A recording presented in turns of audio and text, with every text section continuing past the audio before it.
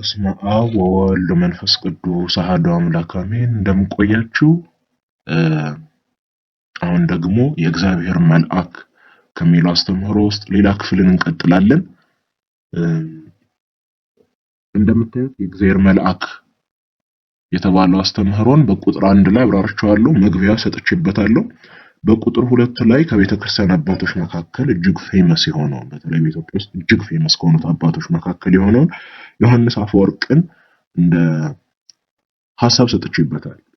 እሱ እንዴት ይህንን አስተምህሮ ያስተምር እንደነበረ እንዴት በዘጸአት 3 ላይ የምናገኘው የእግዚአብሔር መልአክ ራሱ ጌታችን ኢየሱስ ክርስቶስ እንደነበረ የሚያስተምር በኢሳይያስ 9:6 በሰባ ሊቃውንት ትርጓሜ ላይ የነበረውን ሕፃኑን የእግዚአብሔር መልአክ ተብሎ መጠራቱን ይስማማ እንደነበረ የተወሰኑ ነገሮችን ሰጥቻችኋለሁኝ። አሁን ደግሞ እስካሁን ድረስ ያው አንድ አትሊስት የቤተክርስቲያን አባትን አንስቻለሁኝ። አሁን ደግሞ በኦሪት ዘፍጥረት ከመጽሐፍ ቅዱስ ይህ መልአክ ያሉት ማስረጃዎች ምንድናቸው ወይም ደግሞ ምን ያክል አሳማኝ ናቸው በመጽሐፍ ቅዱስ ውስጥ ያሉትን ማስረጃዎች የሚለውን መመልከት እወዳለሁኝ። ስለዚህ አንድ በአንድ እነዚህን ማስረጃዎች የማሳያችሁ ይሆናል። ሁልጊዜ አሁን የእግዚአብሔር መልአክ የሚለውን አስተምሮ በደንብ ከተረዳችሁ አስተምሮ ገና የሚጀምረው ከኦሪት ዘፍጥረት ውስጥ ነው። ገና ለመጀመሪያ ጊዜ ይሄ የእግዚአብሔር መልአክ እኔ እንደማምነው የሚገለጠው ወይም ስሙን የምታገኙት ኦሪት ዘፍጥረት ምዕራፍ 16 የነ አብርሃም ታሪክ ውስጥ ነው። ይህ ታሪክ ውስጥ ነው ለመጀመሪያ ጊዜ የምታገኙት። ኦሪት ዘፍጥረት ውስጥ አትሊስት 4 ቦታዎች አሉ፣ ቢያንስ 4 ቦታዎች አሉ። ይህ መልአክ የእግዚአብሔር መልአክ እንደሆነ የሚያሳዩ የተለያዩ ቦታዎች አሉ። ከዛም በላይ ሊሆን ይችላል፣ ግን አትሊስት ከነሱ መካከል የመጀመሪያዎቹን ሁለቱን አሁን አብራራላችኋለሁ። እነሱም ደግሞ የኦሪት ዘፍጥረት ምዕራፍ 16 የአጋር ታሪክ ውስጥ፣ ከዛም ደግሞ ኦሪት ዘፍጥረት ምዕራፍ 28 ያዕቆብ በሎዛ ውስጥ ተኝቶ ሳለ ካየው ህልም ጋር በተያያዘ የተገለጠለት እግዚአብሔር ማን ነው የሚሉትን እንመልሳለን ማለት ነው። ስለዚህ አምላካችን ፈቅዶ መንፈስ ቅዱስ አምላካችን እርሱ እየመራን ይህ መልአክ ማን እንደሆነ ከዛ ደግሞ አውዱስ እውነት የእግዚአብሔር መልአክ እንደሆነ ያረጋግጣል ወይስ እንዲሁ ፍጡር የሆነ መልአክ እንደሆነ ያረጋግጣል የሚለውን እንመለከታለን ማለት ነው። ስለዚህ በደንብ ተከታተሉ። ስለዚህ የመጀመሪያ ምን ጀምሮ እንዳልኳችሁ የእግዚአብሔር መልአክና አጋር ጋር ይሆናል። ይሄ ታሪኩን ወደኋላ ትንሽ ሄጄ ለማስታወስ አጋር የምትባለው ማናት ለሚለው አብርሃምና ሳራ ታሪኩን ታውቁታላችሁ። አብርሃም እና ሳራ ልጅ መውለድ አልቻሉም። ስለዚህ ሳራ እንዲህ ብላ ትጠይቀዋለች፣ ከኔ ሴት አገልጋይ ልጅን ውለድ፣ ከዛም በኋላ እኔ እንደራሴ አድርገዋለሁ። ዲቴይሉ እዛ ላይ እንዳለ ሆኖ ከ15 ጀምሮ ቀድማችሁ ማንበብ ትችላላችሁ። 12 ጀምሮ የአብርሃም ታሪክ ነው። ከዛ ጀምራችሁ ማንበብ ትችላላችሁ። ስለዚህ እንደዛ ትለዋለች። ከዛ የሷ አገልጋይዋ አጋር ትባላለች። ሴት አገልጋይዋ አጋር ትባል ነበረ። ስለዚህ አብርሃም እሺ አለ። እምቢ ማለት ይችል ነበረ።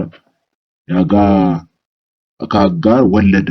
አጋርን ተገናኛት፣ ወለደ። ከዛም በኋላ ያ ልጅ ሕፃኑ ስሙ እስማኤል ተብሎ ተጠራ። ስለዚህ አሁን እሷ እንዳረገዘች ከዛም ደግሞ አሁን እናት ልትሆን እንደሆነ አይታ አጋር መታዘዝ አቆመች፣ አስቸገረች፣ ሳራን አስቸገረች። ከዛ ዝቅ እያደረገቻት እንደሆነ ባየች ጊዜ ሳራ ተናደደችና ለአብርሃም እንዲያለችው ይህችን ሴት አስወጣልኝ ትውጣልን ብላ ተናገረች። ከዛ በመጨረሻም ምንድነው ትውጣልን አለ። ከሱ እዚህ ጋር ታሪክ ላይ ገና ትውጣልን አላለች፣ ግን ስቃይ አበዛችባት። ሳራ አጋር ላይ ስቃይን አበዛችባት። ትእዛዛትን ምናምን መከራን ስታሳያት አጋር ሸሸች። ያ ታሪክ ላይ ነው። አሁን አጋር ሸሽታ ምዕራፍ 16 ላይ ዘፍጥረት ምዕራፍ 16 ላይ ሸሽታ ወጥታ በምድረ በዳ ላይ እየተንቀሳቀሰች ሳለ ነው ይሄ ታሪክ የሚከናወነው። ከቁጥር 7 ጀምሮ እስከ ቁጥር 14 ድረስ ዋና ትኩረታችን ይሆናል። ስለዚህ በደንብ እንድትመለከቱ ትፈልጋለሁ። መጀመሪያ እንደዚህ ነው የሚለው፣ የእግዚአብሔር መልአክም በውሃ ምንጭ አጠገብ በበረሃ አገኛት፣ ምንጩም ወደ ሱር በምትወስደው መንገድ አጠገብ ነው። እርሱም የሶራ ባሪያ አጋር ሆይ ከወዴት መጣሽ? ወዴትስ ትሄጃለሽ? አላት። እርሷም እኔ ከእመቤቴ ከሶራ የኮበለልሁ ነኝ አለች።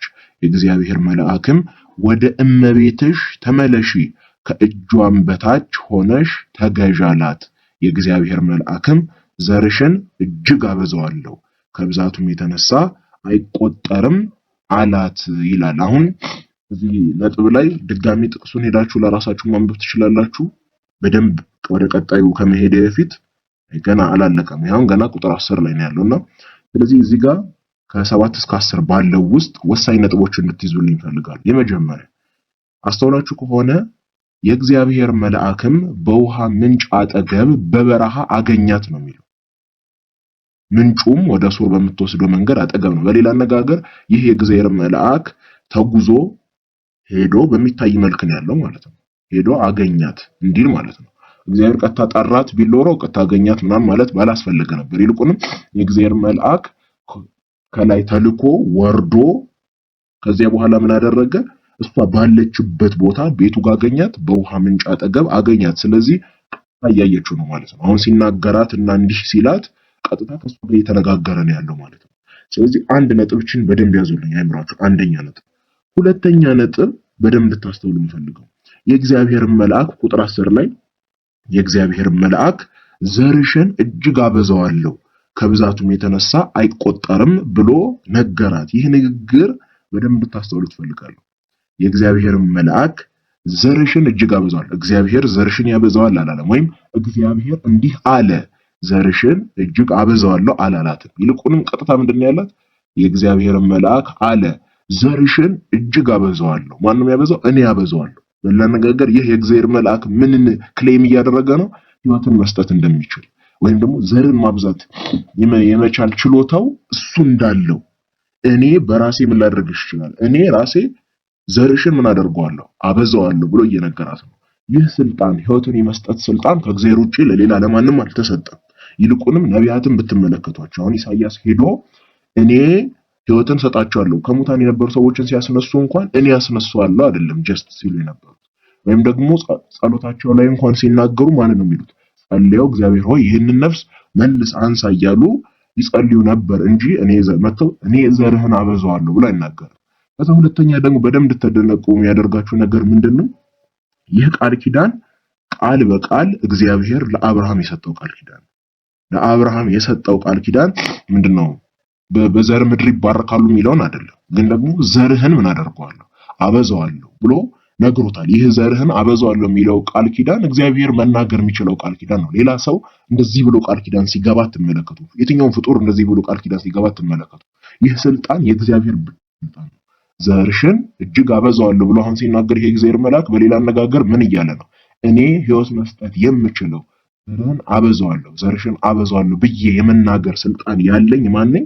እግዚአብሔር ነኝ በሌላ አነጋገር እያላት ነው። ስለዚህ እነዚህ ምን ያክል የፍጡር ቢሆን ኖሮ እንደዚህ ብሎ ባልተናገረ ነበር። እንደዚህ አይነት ንግግሮችን ከፍጡር አንጠብቅ። ፍጡር እንደዚህ ብሎ መናገር አይችልምና። ስለዚህ እነዚህን ሁለት ነጥቦች ያዙልኝ። ከራሳቸው ወደ ኋላ ተመልሳችሁ ማለት ከዛ ጥቅሱ ይቀጥላል። የእግዚአብሔር መልአክም አላት እነሆ አንቺ ጸንሰሻል፣ ወንድ ልጅንም ትወልጃለሽ፣ ስሙንም እስማኤል ብለሽ ትጠሪዋለሽ። እግዚአብሔር መቸገርሽን ሰምቷልና እርሱም የበዳ አህያን የሚመስል ሰው ይሆናል። እጁ በሁሉ ላይ ይሆናል፣ የሁሉም እጅ ደግሞ በእርሱ ላይ ይሆናል። እርሱም በወንድሞቹ ሁሉ ፊት ይኖራል። እርሷም አሁን እዚህ ጋር ጨረሰ። እርሱም በወንድሞቹ ሁሉ ፊት ይኖራል። አሁን ጨረሰ። ከዛ እንዲህ ይላል። አሁን የቀጠለ ነው።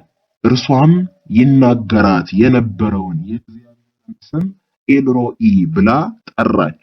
የሚያየኝን በእውኑ እዚህ ደግሞ አየሁትን ላጠችና ስለዚህም የዛ ጉድጓድ ስም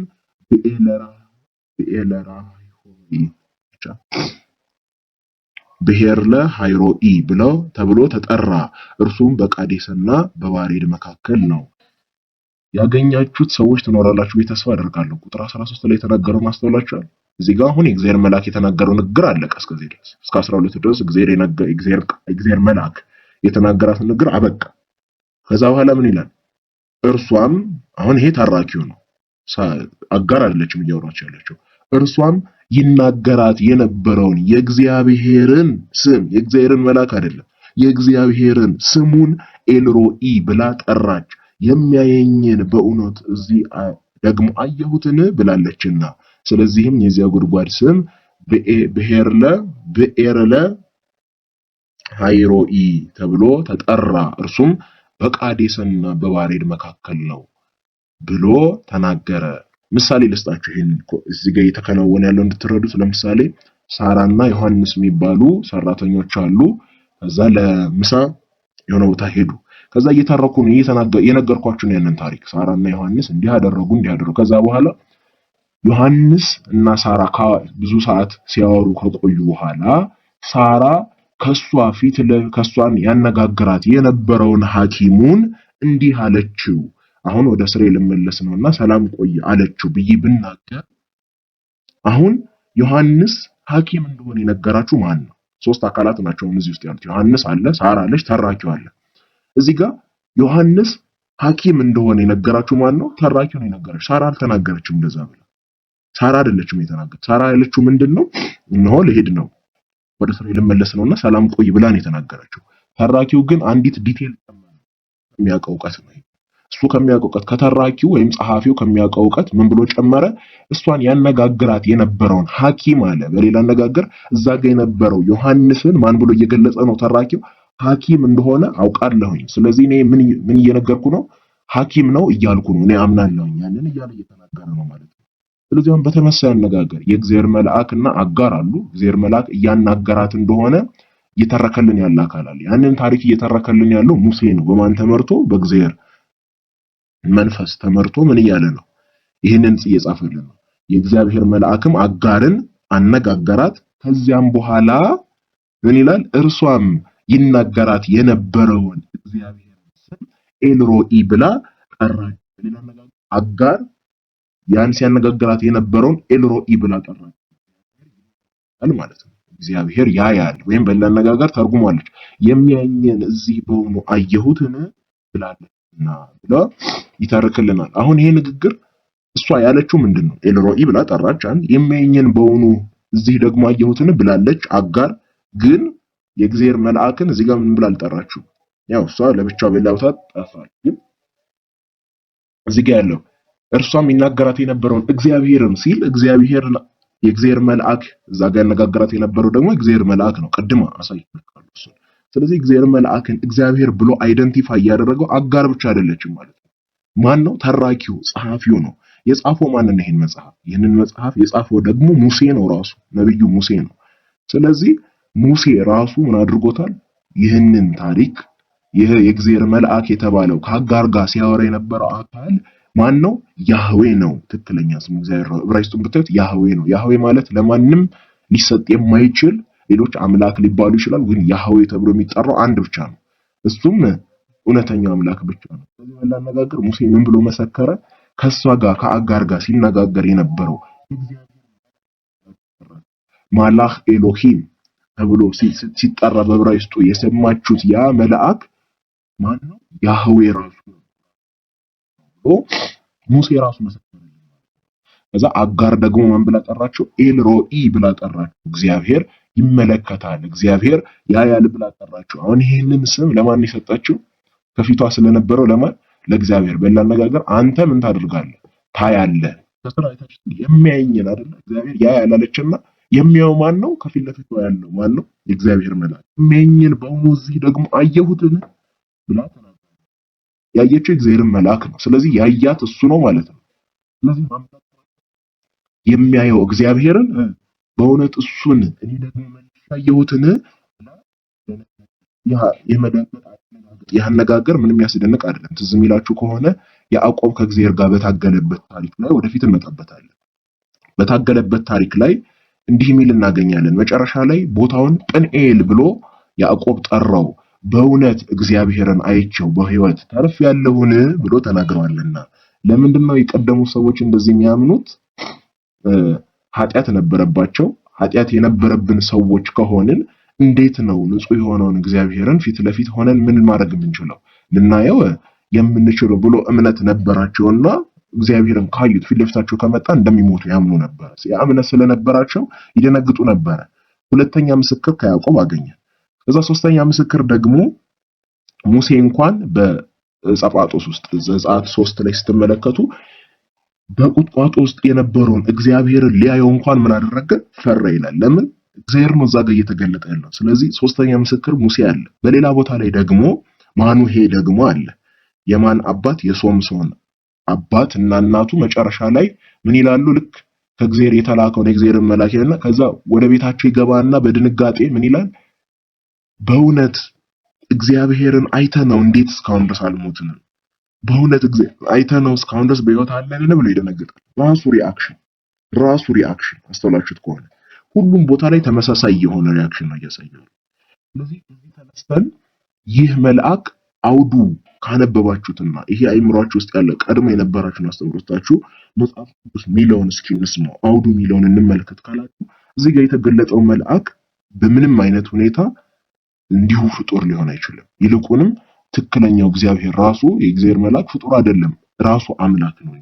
ስለዚህ እነዚህን መመልከት ትችላላችሁ። ይህንን ደግሞ እንደዛው የተረጎሙ አባቶች አሉ። እነ ሂለሪ ኦፍ ፖይቲን ከተመለከታችሁ ካልተሳሳትኩኝ ልክ ይሆን አላውቅም፣ ግን ቆጵሪያኖስ እንደዚህ ተርጎም ያሰነኝ። ግን ሂለሪ ለምሳሌ ሂለሪ ኦፍ ፖይቲን ጥሩ አባት እሱ ተርጉሞታል።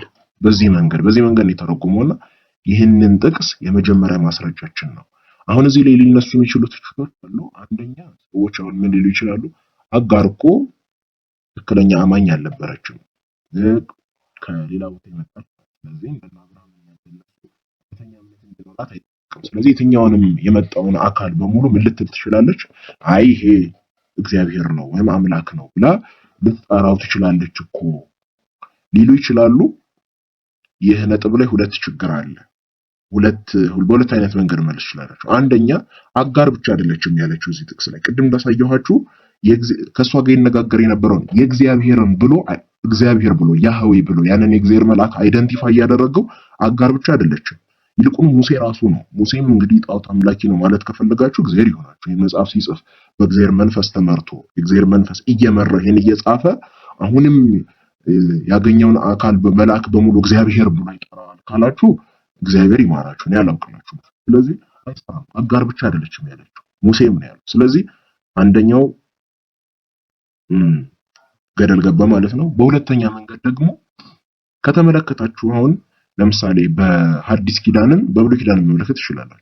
ልክ እውነተኛ መልአክ መጥቶ ወይም ደግሞ የፍጡር ከምንላቸው መላእክት ለምሳሌ በራእይ 22 ላይ በራእይ ዮሐንስ 22 ላይ በተረገኝ ሁለት ቦታ ላይ 19ም በ22ም ላይ ዮሐንስ ወንጌላዊ ዮሐንስ ለመልአክ ሲሰግድ እንመለከታለን። አሁን እሱን በሁለት መንገዶች የሚተረጉሙ ክርስቲያኖች አሉ። አንደኛዎቹ ክርስቲያኖች የመጀመሪያው ትርጓሜ ምን የሚሉ ናቸው? አይ ሲከለክለው አሁን ዮሐንስ ሰግዶ መልአኩ ከልክሎታል። አይ ስግደትን ለኔ እንዳንተ ከአገልጋዮች መካከል ነኝ እግዚአብሔር ስገድ ብሎ የነገረበት ቦታ አለ። አሁን አንዳንዶቹ ለትህትና ነው የሚል ትርጓሜ የመጀመሪያው ትርጓሜ የመጀመሪያው ትርጓሜ ብለን እንያዝ። ሁለተኛው ደግሞ እኔም የሚስማማኝ ነው የምሄድበት ዮሐንስ ዛጋ ሊሳሳት ነበር።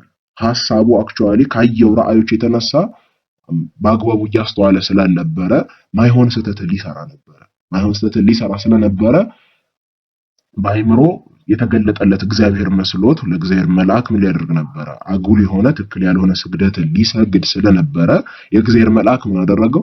አይ ተው ስግደት፣ ይህ ስግደት የአምልኮ ስግደት ለኔ የሚገባኝ አይደለም፣ ለእግዚአብሔር የሚገባ ስግደት ነው። ስለዚህ ለማን አትስገድ?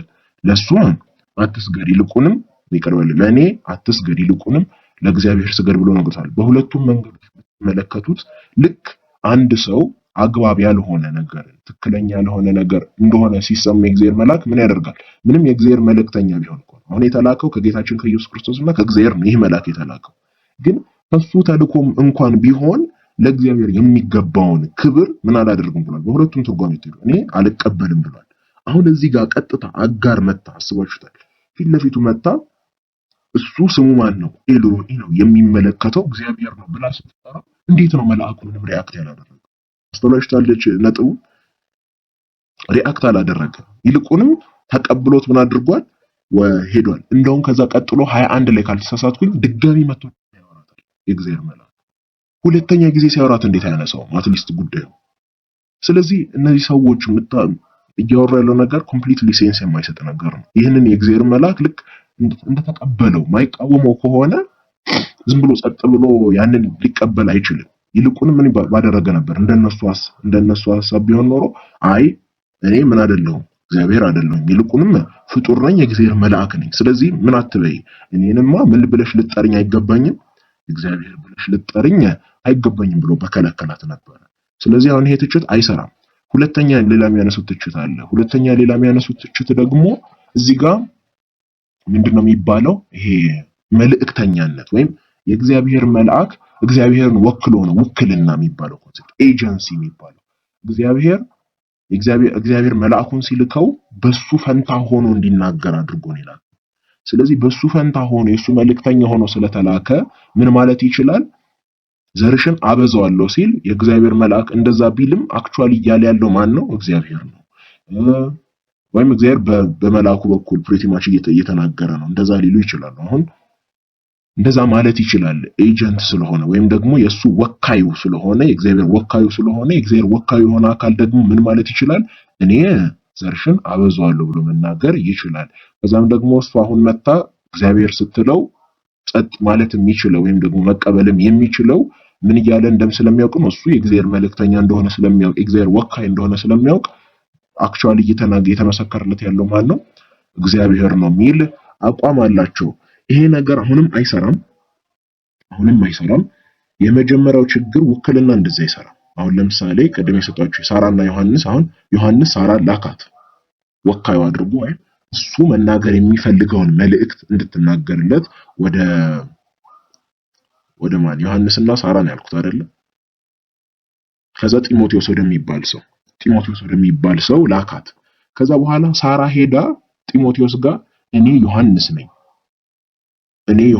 ዮሐንስ እንዲህ አለ ሳትል ማለት ነው። እኔ ዮሐንስ ነኝ፣ እኔ ሐኪሙ ነኝ፣ እኔ ምንድነው ወንድ ነኝ ማለት አትችልም። ለምን? ውክልና እንደዛ አይሰራም። ውክልና የሚባለው እሱን አሁን ለምሳሌ ምን ማለት ይቻላል? ዮሐንስ በሷ በኩል አሁን መልእክቱን ካደረሰ በኋላ ዮሐንስ ለጢሞቴዎስ እንዲህ መልእክት አደረሰለት ወይም መልእክት ነገረው ብትሉ ውክልና እንደዚህ መስራት ይችላል። ልክ ጌታችን ምን እንዳለው አንድ ቦታ ላይ መልእክተኞቹን ልኮ ወደ ጌታችን ልጅን አደልልኝ እንዳለው፣ አንድ ቦታ ላይ ደግሞ ራሱ ሄዶ ራሱ አለው ሚል ቦታ እንዳለ። አሁን እሱ ውክልና እንደዚህ ነው መስራት የሚችለው እንጂ እኔ የአንድ ሰው ወካይ ስለሆንኩኝ እኔ ያው ነኝ ማለት አልችልም። ስለዚህ ይህ ንግግር ኮምፕሊትሊ ሴንስ የማይሰጥ አነጋገር ነው። ስለዚህ ውክልናን እያጣመሙት ነው። ውክልና የሚባለውን ኮንሴፕት ለራሳቸው አገልግሎት እያጣመሙት ነው። ሁለተኛ ደግሞ ጢሞቴዎስ ሳራን ዮሐንስ ነሽ፣ አንቺ ሐኪም ነሽ፣ ስለዚህ እንደዚህ አድርግልኝ ማለት አይችልም። ለምንድን ነው እንደዛ ማለት የማይችለው? አሁንም ውክልና እንደዛ አይሰራም። ኮምፕሊትሊ እያጣመሙት ነው ይሄን አስተሳሰብ። ስለዚህ አሁን ከዛ መጽሐፍ ቅዱስ የሆነ ምሳሌ መስጠት ከፈለጋችሁ ለዚህ አሁን ሐዋርያት ጌታችን ሲልካቸው እኔ ምንድን ነኝ? እናንተን የተቀበለ እኔን ተቀበለ ብሎ ነግሯቸዋል። እናንተን የሰማ እኔን ሰማ፣ እናንተን ወደ ቤት ተቀበለ እኔን ተቀበለ ብሏቸዋል። ይሄን አነጋገር መልእክተኞቼ ናችሁ ስልጣን ሰጥቻችኋለሁ ብሎ ትልቅ ስልጣን ሰጥቷቸው ነው የሸኛቸው። ነገር ግን የትም ቦታ ላይ ሄደው እነ ጴጥሮስ ለምሳሌ እኔ ኢየሱስ ክርስቶስ ነኝ፣ እኔ ተሰቅዬ ዓለምን ያዳንኩት ማን ነኝ? እኔ ኢየሱስ ክርስቶስ ነኝ ብሎ አልተናገሩም። ጳውሎስ በኋላ ምንድነው ሲል የነበረው? እኔ ክርስቶስን እንደምመስል ክርስቶስ እናንተ ደግሞ እኔን ምሰሉ እያለ ራሱን ከማን እየለየ ነው የሚናገረው? ከክርስቶስ እየለየ ይናገራል እንጂ እኔ ክርስቶስ ነኝ፣ ዓለምን ያዳንኩት እኔ ነኝ፣ ክርስቶስ ሁላችሁ 33 ዓመት ከ3 ወር በምድር የተመላለስኩላችሁ እኔ ነኝ ማለት አይችልም። ጠይቋቸው እስኪ እንደዛ ማለት ይችላል ወይ? ነው አይችልም። ለምን ነው እንደዛ ማለት ማይችልም? እሱ ምን አይደለም ወካዩ ነው፣ መልእክተኛ ነው እንጂ እሱ ራሱ አካል አይደለም። ራሱ አካል አሁን ቅዱስ ጳውሎስ ሄዶ እኔ ያዳንኳችሁ የሞትኩላችሁ ክርስቶስ ነኝ ቢል ኃጢአት ነው የሰራው፣ ጽርፈት ነው የሰራው። ለምንድን ነው እንደዛ አይነት ጽርፈትን ሰራ የምንለው? እሱ አይደለማ ወካይ ነኝ ብሎ እንደዚህ መናገር ስለማይችል ማለት ነው። ስለዚህ ሁለቱም ያነሷቸው ትችቶች ሙሉ ለሙሉ አላስፈላጊ የሆኑ ስህተት የሆኑ ነጥቦች ናቸው። ስለዚህ አሁንም ሐሳቡ እንደጸና ይቆማል። እዚህ ጋር ያለው እግዚአብሔር መልአክ ጌታችን ኢየሱስ ክርስቶስ ነው። እንደው ጌታችን ኢየሱስ ክርስቶስ ባትሉ እንኳን አትሊስት የእግዚአብሔር መልአክ ነው። በሌላ አነጋገር እሱን የላከው እግዚአብሔር የሚባል አካል አለ ማለት ነው። እሱም ራሱ ደግሞ እግዚአብሔር ነው። ስለዚህ አትሊስት ገና ከዘፍጥረት 16 ገና ከመጽሐፉ ገና ከመጀመሩ ሁለት አካላትን ትመለከታላችሁ። ዘፍጥረት 2 ላይ ሶስተኛ አካል አለ። የእግዚአብሔር መንፈስ እየተባለ የሚጠራው አለ። ሶስት አካላት ገና ከብሉይ ኪዳን ኦሪት ዘፍጥረት ብቻ ሳትወጡ ሶስት አካላትን እንመለከታለን ማለት ነው። ምስጢረ ሥላሴ ለዚያ ነው ከመጀመሪያው ጀምሮ እስካሁን ድረስ ሊረቱት ያልቻሉት። ከመጀመሪያው ጀምሮ እግዚአብሔር የገለጠው አስተምህሮ ይህ ነውና፣ ስለዚህ ይህንን በደንብ ካልተረዳችሁ ነጥቦችን አንሱ፣ ኮመንት ላይ ሐሳባችሁን ስጡበት። የተለያዩ ነገሮችን ወደፊት የምናነሳ ይሆናል። ስለዚህ ከዚህ ጀመርን። በቀጣዩ ጥቅሳችን የሚሆነው ያዕቆብና የእግዚአብሔር መልአክ ነው። የእግዚአብሔር መልአክ በሎዛ ውስጥ ለያዕቆብ የተገለጠለት አገላለጥ ነው። መጀመሪያ ታሪኩ የሚገኘው ዘፍጥረት 28 ውስጥ ዘፍጥረት 28ን ታሪኩን እናነበውና አክቹአሊ እዚህ ጋር የተገለጠው እግዚአብሔር እንደሆነ እንመለከታለን። ከዛ በኋላ ወደፊት እንሄዳለን። ከቁጥር 10 እስከ 22 ድረስ ነው። ያዕቆብም ከቤርሳቤህ ወጥቶ ወደ ካራን ሄደ። ወደ ላባ እየሸሸ ነው። ከወንድሙ ሊገለው ከፈለገው ከወንድሙ ወደ ላባ እየሸሸ ነው። ወደ አንድ ስፍራም ደረሰ። ያቺ ስፍራ ቀድማ ሎዛ የተባለችው ቦታ ማለት ነው። ኋላ ይነግራቸዋል። ጥቅሱ ልክ ሲያልቅ ያቺ ቀድሞ ቦታ ስሟ ሎዛ ይባል ነበር ብሎ ይነግራቸዋል። ፀሐይም ጠልቃ ነበርና ከዚያ አደረ። በዚያም ስፍራ ድንጋይ አነሳ፣ ከራሱም በታች ተንተርሶ በዚያ ስፍራ ተኛ። ሕልምም አለመ። እነሆም መሰላል በምድር ላይ ተተክሎ ራሱም ወደ ሰማይ ደርሶ እነሆም የእግዚአብሔር መላእክት ይወጡበትና ይወርዱበት ነበረ። እነሆም እግዚአብሔር በላይ ቆሞበት ነበረ።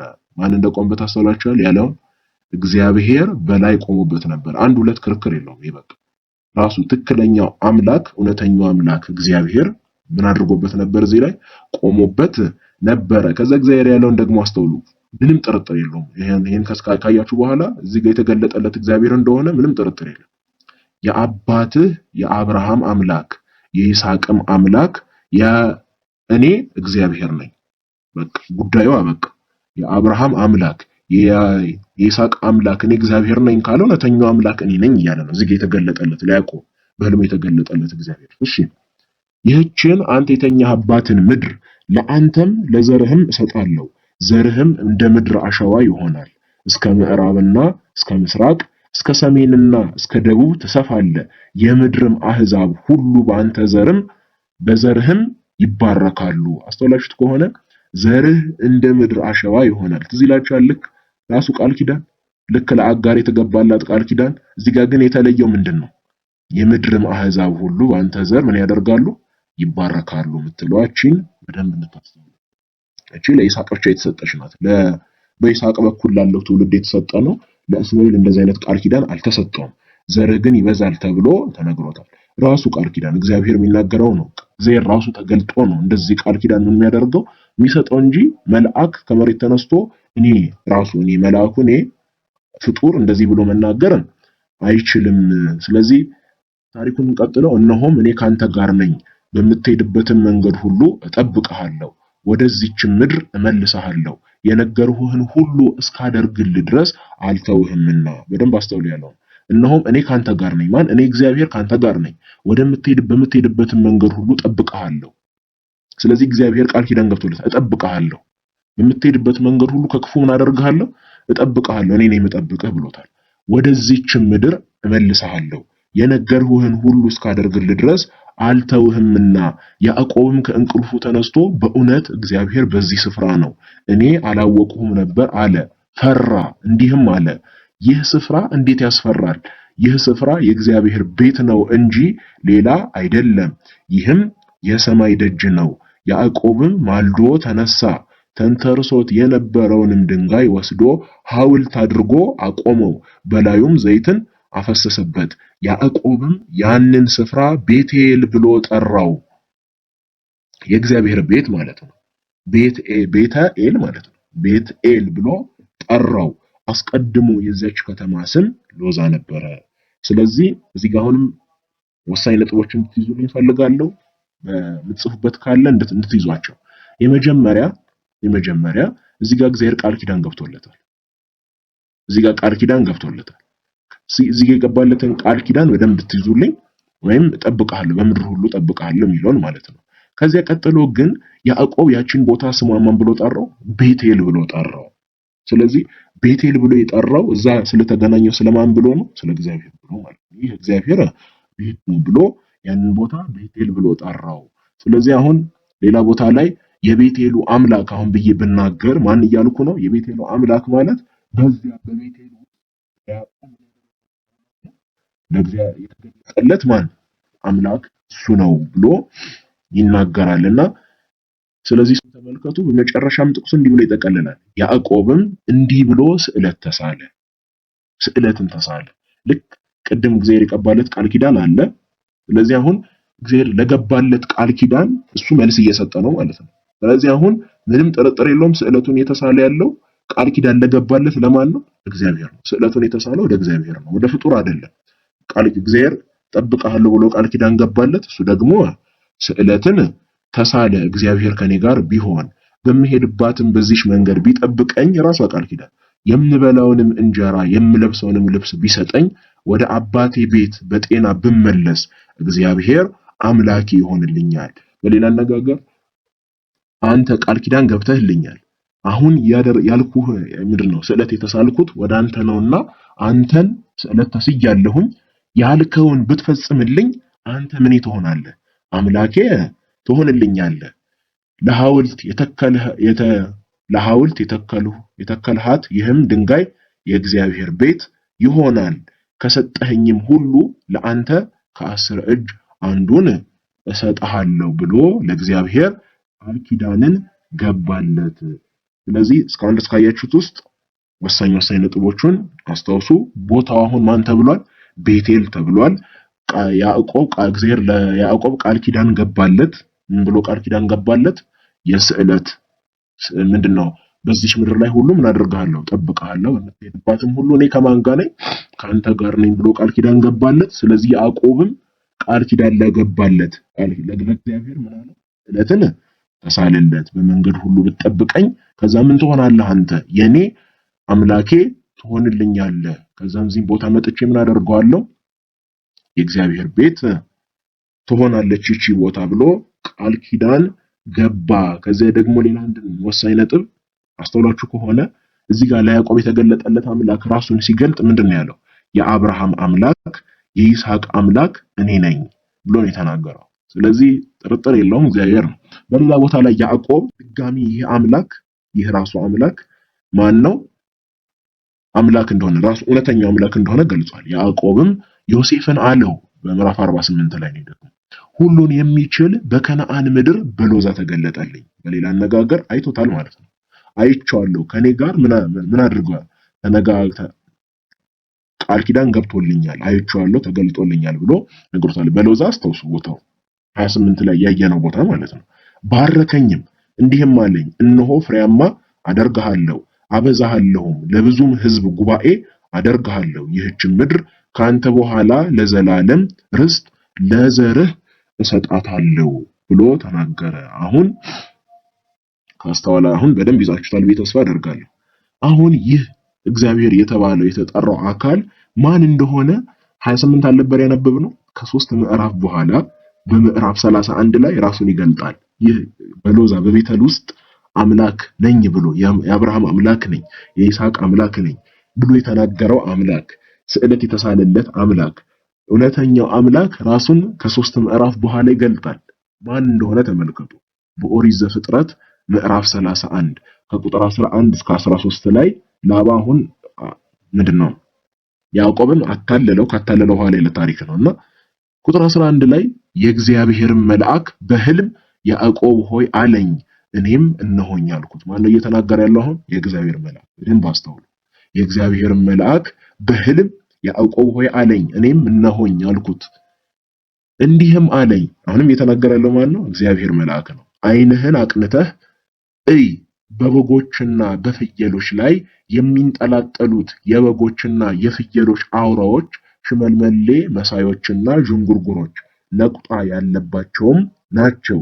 ላባ በአንተ ላይ የሚያደርገውን ሁሉ አይቻለሁና። አሁንም እግዚአብሔር አላይል ምን አይነት አነጋገር ነው የሚናገረው? ላባ በአንተ ላይ የሚያደርገውን ሁሉ እያየሁ ስላየሁኝ አሁን ምን አደርግልሃለሁ? ለአንተ በጎቹና ፍየሎቹ ሽመልመሌ መሳዮቹና ምን እንዲስማሙልህ ምን አደርግሃለሁ? ዘራቸው ወደ አንተ ለአንተ በሚመች መልኩ እንዲሆን አደርግሃለሁ አለው። ከዛ በ13 ላይ ይቀጥላል።